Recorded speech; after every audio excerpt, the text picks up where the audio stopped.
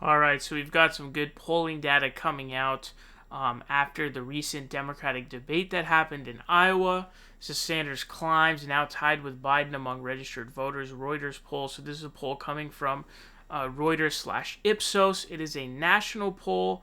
It says the online poll released Thursday shows that 20% of registered Democrats and independents said they would back Sanders over 11 other candidates to run in the general election against President Donald Trump, an increase of 2 percentage points from a similar poll that ran last week.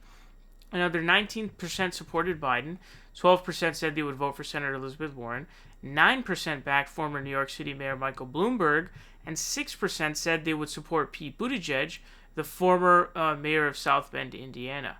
So Sanders and Bloomberg have increased their level of support in each of the last three Reuters Ipsos polls starting in mid-December, while support for Biden, Warren, and Buttigieg has remained flat.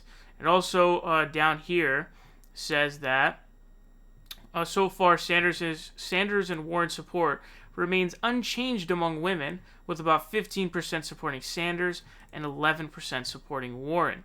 So good national polling data here. Now what I'd have to say is, I don't know how indicative this is of the real national average.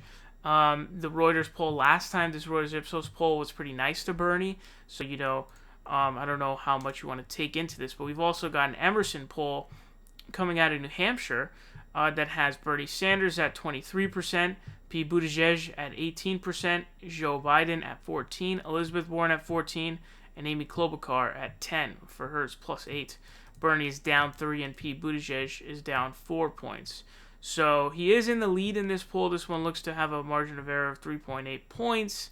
So this is pretty interesting. I do think that he's going to end up taking New Hampshire. Some of these polls are coming out in some of these early states that are looking a bit off.